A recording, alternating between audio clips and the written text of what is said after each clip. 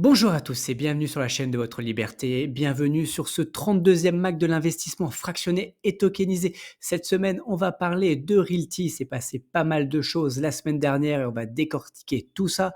On va parler de Clean Site Mining, on va parler de Invest Dubai, de Tantième et du nouveau projet de la semaine. On va parler d'OPCAP également avec leur dernier projet.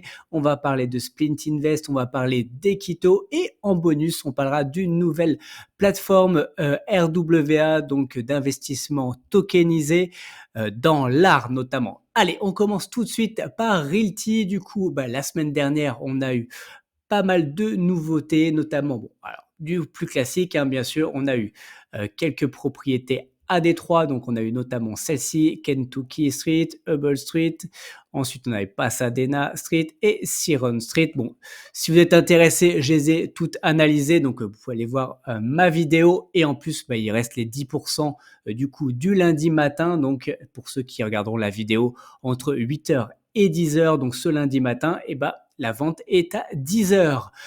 Et on a eu également, du coup, un nouveau type de token, le token dette. Donc, pour le coup, vous êtes, d'habitude, c'est des tokens d'equity, donc on est propriétaire, en tout cas, on a une action d'une société qui possède un bien, et là, c'est juste une dette. C'est-à-dire, il y a une personne qui sollicite du coup un prêt, et nous on lui prête l'argent et il y a un intérêt. Donc l'intérêt il est de 10% pour ce bien, et en collatéral on a une villa du coup au Panama qui est voilà, donc la villa Buenaventura, qui est dans un resort Marriott au bord de la mer, donc plutôt sympa. Donc voilà, donc là, voilà, c'est un nouveau type de dette. J'ai déjà donné mon avis également dans la vidéo. Si ça vous intéresse, vous allez vous revoir la vidéo de vendredi, et j'ai analysé tout ça. Ensuite, voilà, ça, on va aller voir notamment le résumé du CC. Donc c'était un CC en anglais. Point très important, c'est que du coup, les tests de la StrapToCount ont commencé, et normalement, on devrait avoir, en tout cas ce lundi, des news. Alors attention, toujours avec les délais Realty, je pense qu'on aura des nouvelles dans la semaine, et en tout cas, au fur et à mesure, on va avoir des tutoriels qui vont être mis en place pour nous expliquer aussi comment sont l'utiliser, pour qui, voilà, la technologie, tout expliquer. Parce qu'honnêtement, même moi, je n'y connais rien sur cette partie-là. Ensuite, le token dont on a déjà parlé, le switch. Donc oui, pour ceux qui ne savent pas, et pour ceux qui avaient du Boquete au Panama, parce qu'il y a encore apparemment des gens qui ne le savent pas, tous ces tokens-là de Boquete ont été switchés vers Buenaventura. Donc si vous avez du Boquete, vous avez forcément du Buenaventura, et il n'y a plus de Boquete du coup. Et par contre, si vous n'êtes pas d'accord avec ça, parce qu'en plus, on passe quand même d'un token equity Boquete à un token dette à Buenaventura, donc il n'y a quand même rien à voir. Donc bon, et certes, il y a un rendement correct à 10%, mais encore une fois, ça n'a vraiment rien à voir. Donc vous avez quand même 2 semaines pour revendre vos tokens auprès de Realty, et il y aura du coup, il y aura aucun frais là-dessus. Et ce sera remboursé en USDC, donc directement sur la blockchain. Ensuite, bon, voilà, Jean-Marc pense que les prix au Panama sont déjà bien avancés, mais qu'il y a encore un gros potentiel. Donc ça, on verra. Ensuite, il va y avoir des revalorisations et autres. Il y en a déjà eu. En tout cas, il y a eu des relocations. On va en parler juste après. Ensuite, bon, ça n'est pas forcément intéressant. Le site va être bientôt mis en œuvre, en tout cas on l'espère, et du coup on pourra suivre en live à peu près les changements des propriétés sur le nouveau site.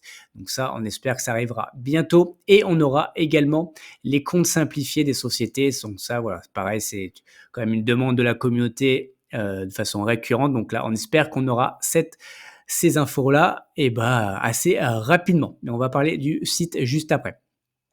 Ensuite, pareil, ça on va en parler. Donc il y a un nouvel exchange qui distribue le REC, donc ça on en parlera. Et on a eu du coup un demand move out, alors plutôt un move in là du coup, mais en tout cas on va y avoir des choses qui vont arriver, notamment qui vont être mises à jour sur les loyers de ce lundi. Du coup, ça c'est ce que je vous racontais juste avant. Donc là, le fait que du coup tous les tokens de Boquete vont être switchés sur Buenaventura. Donc attention, c'est 10 la première année. À partir de la deuxième année, c'est plus que 9,80 parce que Realty commence à prendre leurs frais. Et si par hasard l'emprunteur ne remboursait pas, et ben, on deviendrait propriétaire du coup de la villa au Panama. Donc, et comme je disais, pour ceux qui ne sont pas d'accord, qui ne veulent pas garder ces tokens, vous avez 15 jours en tout cas pour renoncer à ça et faire votre demande auprès de Realty et vous serez remboursé. Allez, on va aller voir les mouvements. Et oui, il y a eu des nouvelles relocations et avec du coup des belles revalorisations, des beaux rendements en tout cas. Donc, par exemple, Costner, donc maintenant est 100% loué. On est passé de 8,24 à 11,65%, ce qui est plutôt pas mal. Averse à Chicago, là on voit qu'on n'est toujours pas à 100%, mais au moins on commence à avoir un rendement plutôt correct à 6,08%. Chalmers, pareil, on est à 50%, donc au moins avant on était à 0. Là on passe à 5,18. Bloom, vous voyez, donc là c'est une maison. Donc là, du coup, elle est louée et on passe du coup à 14,87%. Donc pour le coup, c'est plutôt pas mal. Ensuite, Greenfield, pareil. Donc on passe à 100% de location et là on passe à 11,42%. Ensuite, Parc, pareil, on passe à 100%, donc on passe à 11,59%. Cadieux, on n'est toujours pas à 100%, mais on passe quand même à 8,91. Fenton, 100% à 11,71. Ensuite, on a du Lénore qui est à 75%. Je crois que c'est la propriété où il y avait eu un feu notamment. Donc, on passe à 8,13. Linust, on passe à 100% et donc du 10,34. Ensuite, on a du Lake Point où on passe à du 10,42. Bringard à 11,49. Longar, on passe à 10,03, Homer à 10,98 et voilà, donc voilà, on a eu quelques relocations et ça c'est plutôt pas mal et du coup je pense que ce sera dès lundi, on aura en tout cas le fruit de ces relocations. Ensuite, du coup, ce qui est pas mal, c'est que bah oui, forcément nos rendements augmentent, hein. Vous voyez, le mien est à 10,46. Alors, c'est 10,46 par rapport au prix des tokens actuels. Malheureusement, on n'a pas par rapport au prix qu'on a payé. Donc ça, je fais un appel encore une fois à toute la communauté et à tous les développeurs. S'il vous plaît, développez-nous un outil. On aimerait connaître finalement notre vrai rendement parce que là, mon rendement, il doit être bien plus élevé que 10,46, mais je ne peux pas le savoir et je n'ai clairement pas les qualités pour développer un outil comme ça. Encore une fois, merci à Fred Pito pour cet outil qui est vraiment génial. Mais si on pouvait avoir un outil avec du coup un rendement avec vraiment par rapport au prix qu'on a acheté les tokens, voilà, et pas par rapport au prix des tokens du prix, voilà, avec les réévaluations ou pas. Donc voilà, ça c'est un peu dommageable parce que j'aimerais bien connaître finalement mon vrai rendement. Ensuite, on va parler aussi du RMM et comme vous pouvez voir, le RMM, les taux ont beaucoup augmenté parce qu'en fait, ils ont remis, je crois, 142 propriétés la semaine dernière sur le RMM. Donc, les gens ont beaucoup emprunté et du coup, voilà. Donc, les taux, tant mieux, hein, pour moi, j'ai de la liquidité sur le RMM et du coup, ça me fait quand même un rendement plutôt pas mal à 13,12 sur mes USDC et 12,05 sur mes XDAI. Voilà. Ensuite, on va aller voir le reg, notamment son évolution. Son évolution, c'est un grand mot parce que comme vous pouvez voir, il bouge pas beaucoup, hein. Il est toujours à peu près à 0,82. Donc là, pour le coup, ça ne bouge pas vraiment. Et donc là, on a eu quand même des infos par rapport à ça. Donc notamment, le reg qui arrive sur OneInch. Donc OneInch, je mettrai en lien du coup l'article.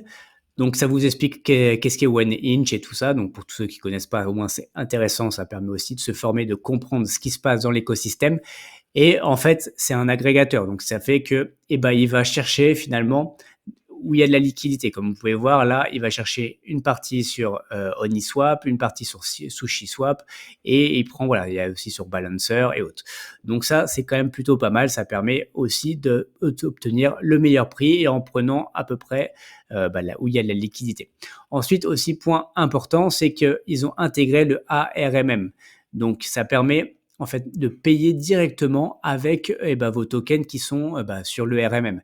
Vous n'êtes pas obligé de les swapper, de les ressortir et pour après acheter. Voilà, vous pouvez directement acheter avec vos tokens qui sont déposés sur le RMM et voilà, honnêtement, ça fait une étape de moins et c'est plutôt, pratique.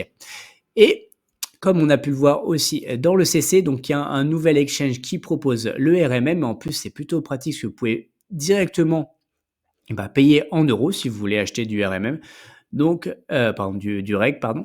Donc, voilà. Donc, voilà, ça s'appelle le BIM Exchange, donc BIM.finance. Et comme ils expliquaient lors du CC, du coup, le développeur de BIM est un token holder et donc il a décidé, voilà, c'est ici le propriétaire de l'exchange, c'est un token holder et donc il a mis le REG disponible sur son exchange, ce qui est plutôt logique. Pareil, je vous mettrai en description du coup le lien pour cela.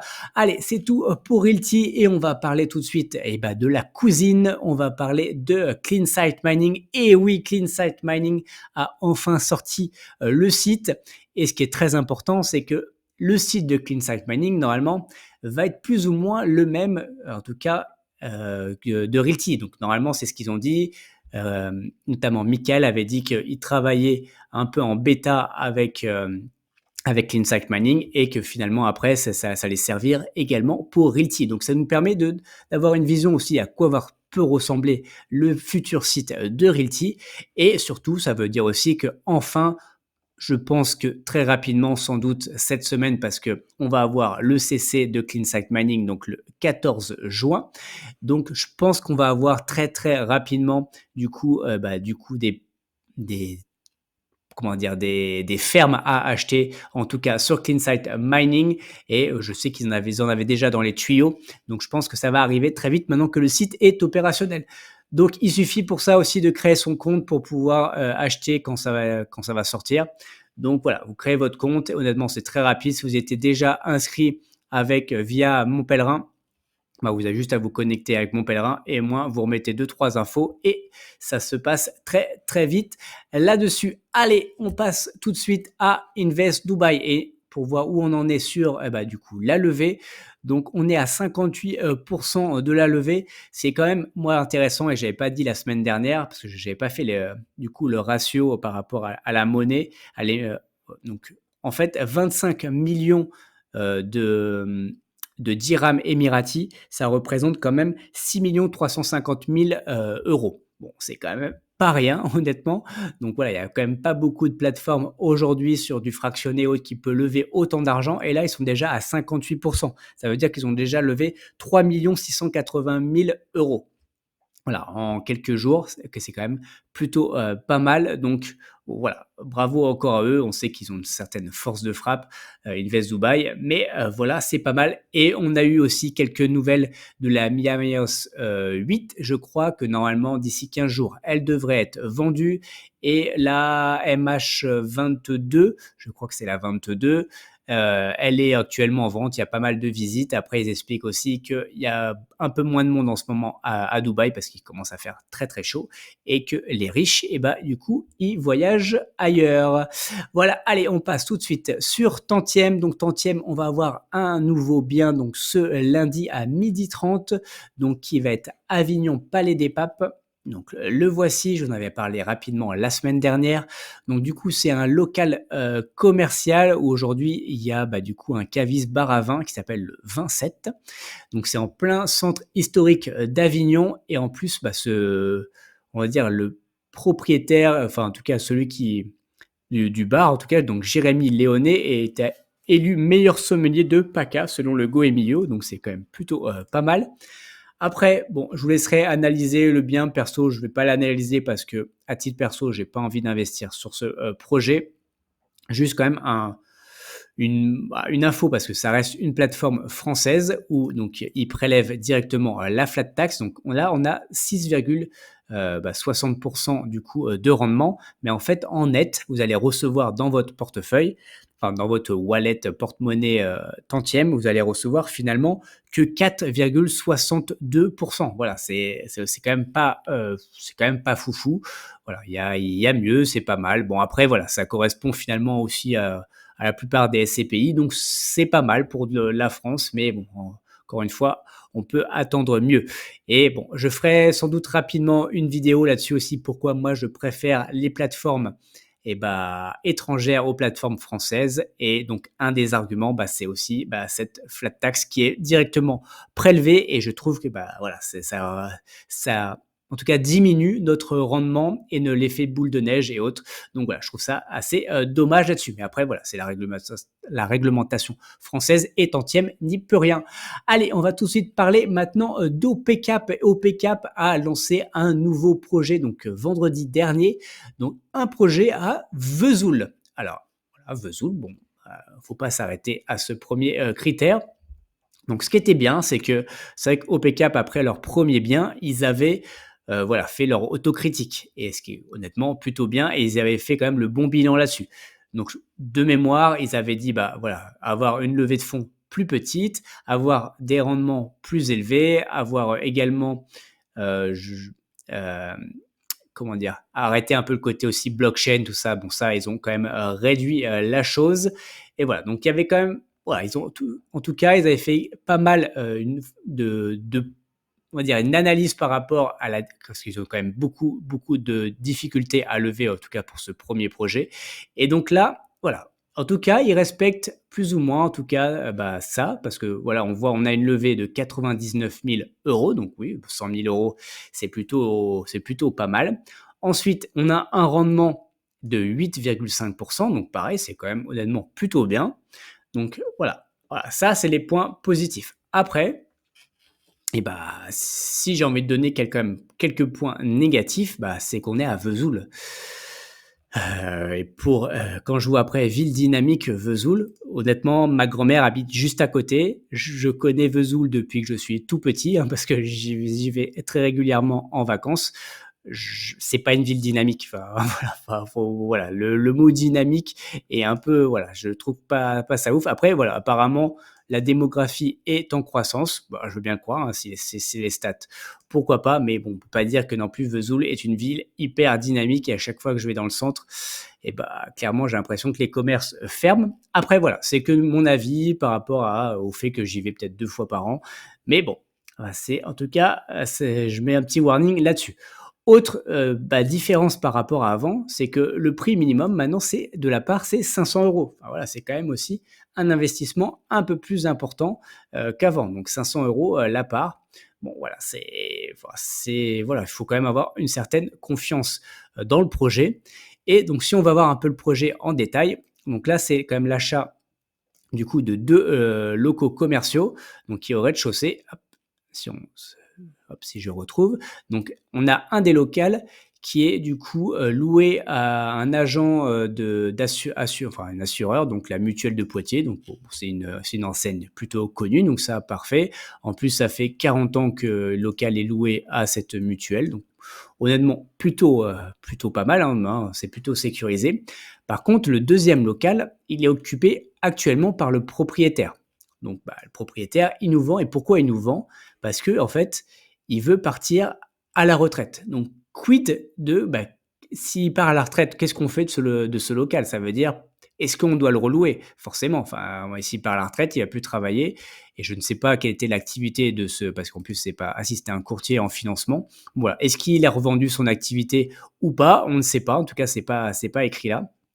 Donc, en tout cas, voilà. Qu'est-ce qui va se passer? Est-ce qu'il va falloir le relouer ou pas? Donc voilà, ça peut aussi avoir une incidence, notamment, du coup, sur le rendement. Après, c'est sur une durée de 5 ans, je crois qu'il avait mis ici exactement. Donc, dans 5 ans, on revend le bien et c'est la fin du contrat. Et avec les premiers versements qui auront lieu en septembre. Voilà, on va parler maintenant de Splint Invest. Donc Splint Invest, comme chaque début de mois, ils nous font un petit topo aussi sur les performances des différents assets. Donc notamment là par catégorie. Donc on voit par exemple le vin, il a un peu baissé. Les diamants, ça a un peu baissé aussi. Les montres, bon, c'est resté flat. À peu près tout ça, c'est resté flat. Sac à main, rhum, c'est flat. Whisky 0,5, voilà, tout ce qui est whisky, ça va être 0,5, 0,6. Les voitures, ça a pris plus 1,3, l'art 1,4, des cartes 1,8, notamment les cartes Pokémon. Ensuite, les Lego, ça a pris 2%. Objets de sport et il y en a vraiment de plus en plus, on va aller voir ça juste après, donc ça a pris quand même 2,7. Les sneakers, ça aussi, il y en a vraiment beaucoup en ce moment, donc on a pris 3,8 et les métaux précieux, on va voir en détail, ça a pris quand même 6%. C'est vrai qu'en ce moment, les métaux précieux, ça a vraiment le vent en poupe. Si on regarde dans le détail notamment de quelques assets qui ont pris quand même des belles augmentations, on a pris vraiment des lingots d'argent qui ont pris 13%, donc c'est plutôt pas mal. Le palladium, il a pris 7%, voilà. Le Dom Pérignon, il a pris 4%. La Ferrari, il a pris plus 2. Les Nike, retour vers le futur, plus 7%. Bah là, moi, je suis ravi parce que je les ai achetés. Ensuite, on a, qu'est-ce qu'on peut prendre? Les Lego, on voit ceux-ci, ils ont pris 5%.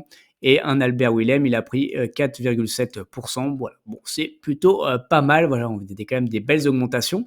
Après, vous avez vu quand même que oui, il y a quand même des petites baisses. Hein, donc, voilà, c'est pas tout rose et tout ne monte pas. Si on regarde des performances depuis le début de l'année, si on regarde par exemple le rhum, on est à moins 1,8 depuis le début de l'année. Les montres, on est à moins 1,2. Donc voilà, donc il peut y avoir des baisses. Et si on regarde les assets, notamment les montres d'il y a 2 ans à peu près, je crois, sur Splinted Vest, il y en a, elles sont à moins 30. Hein, donc voilà, en tout cas, c'est pas que positif là-dessus. Donc attention, malgré tout, c'est vraiment un investissement alternatif et très risqué. Si on regarde du coup les assets qui se sont vendus la semaine dernière, on a eu notamment ces Nike Pigeon. Alors j'espère que les gens ne sont pas fait pigeonner, mais en tout cas c'est parti très très très vite. On a eu cet artiste, donc je pense japonais, Kikuo Saito. Donc pareil, c'est parti. Ensuite, on a eu du Michael Jordan, comme je vous disais qu'il y avait vraiment de plus en plus d'articles de sport. Donc là, un maillot de Michael Jordan.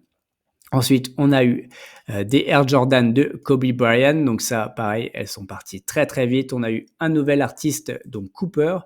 Donc voilà. Ensuite, on a eu un nouveau tableau de Daisy Dolly Nole. Et voilà, c'était pour les 6 à 7. On avait quand même 6 à 7 la semaine dernière. Donc c'est quand même plutôt pas mal. Allez, on va parler maintenant d'Equito. Equito, comme chaque semaine, on a une nouvelle propriété à Valence. Pour le coup, c'était vraiment dans Valence.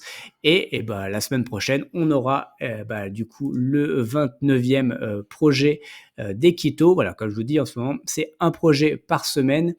Et forcément, en plus, en général, ça se vend plutôt vite. Alors là, je crois que ça a mis 2 jours quand même pour se vendre. Mais bon, je crois que le projet était un peu plus élevé que d'habitude. Mais bon, en tout cas, à titre personnel, encore une fois, en toute transparence, j'ai pris un token de cette propriété. Et voilà, on va passer en bonus et je vais vous présenter du coup la nouvelle plateforme. Donc du coup, ça s'appelle ArtTrade. Donc c'est un projet donc RWA, donc sur les œuvres d'art. Et en plus, il propose pour ce lancement du coup de tokeniser un tableau Picasso. Et si on va voir en détail du coup, voici le tableau.